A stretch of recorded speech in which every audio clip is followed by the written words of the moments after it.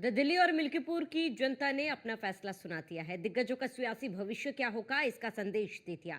हालांकि जनता का संदेश अभी ईवीएम में कैद है, लेकिन इस बीच आए एग्जिट पोल ने विपक्ष की चिंता बढ़ा दी। दिल्ली में जहां आम आदमी पार्टी को लेकर बड़ा नुकसान होता दिख रहा है, वहीं मिल्कीपुर भी चर्चा का केंद्र बना हुआ है।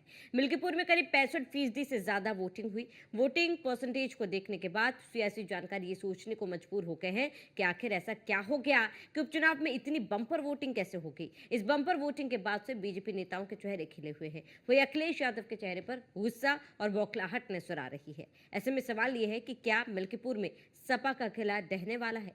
ये रिपोर्ट देखिए। दिल्ली की जनता को किसकी रेवड़ी पसंद आई? एग्जिट पोल से आम आदमी पार्टी क्यों घबराई? मिल्कीपुर में खेल या अखिलेश का दांव फेल? राम मंदिर हावी या पीडीए को कामयाबी? बीजेपी और समाजवादी पार्टी के लिए प्रतिष्ठा का सवाल बनी मिल्कीपुर विधानसभा सीट पर बम्पर वोटिंग के बाद जीत हार के कयास लगाए जाने लगे हैं। मुख्य मुकाबला बीजेपी के चंद्रभान पासवान और समाजवादी पार्टी के अजीत प्रसाद के बीच रहा। सवाल ये उठने लगा कि मिल्कीपुर में हुए उपचुनाव में राम मंदिर हावी या पीडीए को मिली कामयाबी। मतदान के बाद हुए एग्जिट पोल संकेत दे रहे हैं कि ये सीट बीजेपी के पक्ष में जा सकती है। यानी एग्जिट पोल के मुताबिक तो राम मंदिर का मुद्दा हावी रहा। वहीं चुनाव के नतीजों से पहले ही अखिलेश यादव ने चुनाव आयोग और प्रशासन पर सवाल उठाए हैं। हालांकि बीजेपी ने विपक्ष के आरोपों को खारिज किया है। ये बीजेपी का चुनाव लड़ने का तरीका है। चुनाव आयोग मर गया है। सफेद कपड़ा जो होता है वो हमें भेंट करना पड़ेगा। ये बीजेपी का चुनाव लड़ने का तरीका है। चुनाव आयोग मर गया है।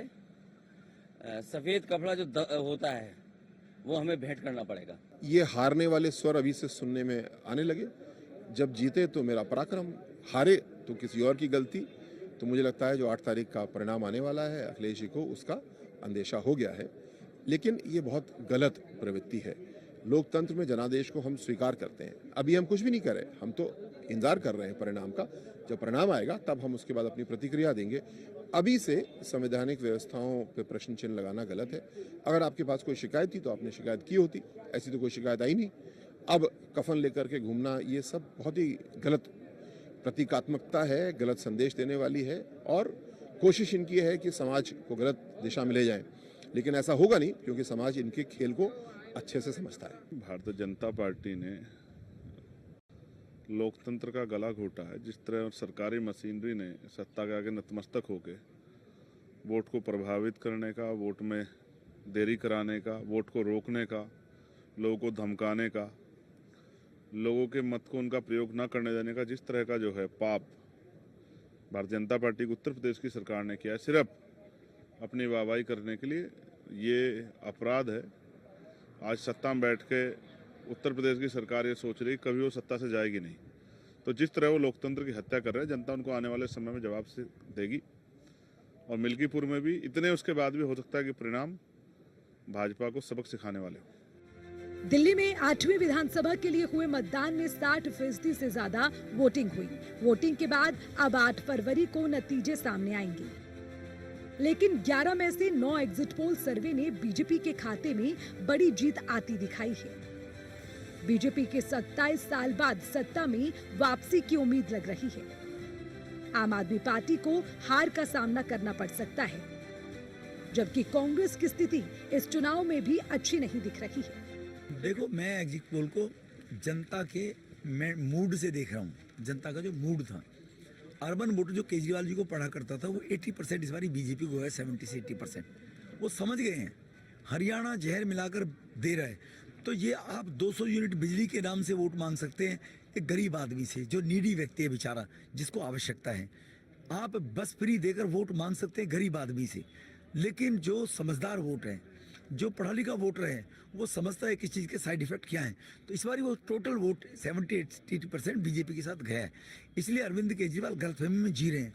अगर एग्जिट पोलों की सरकार से भारतीय जनता पार्टी खुश है तो अपनी सरकार बना ले, एग्जिट पोल के ऊपर अपना एक मुख्यमंत्री भी बना ले, कुछ मंत्री भी बना ले।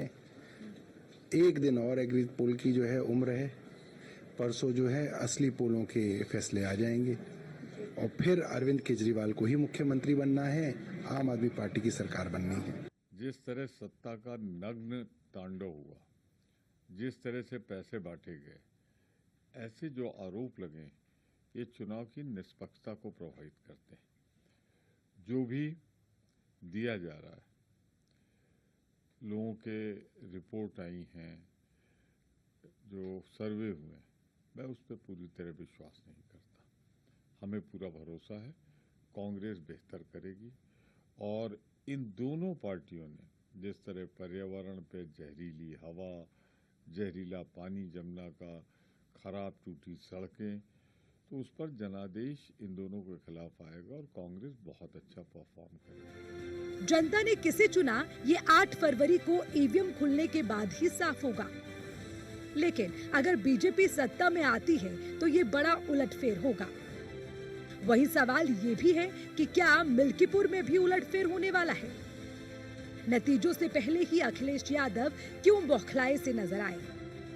Bureau report, news 18।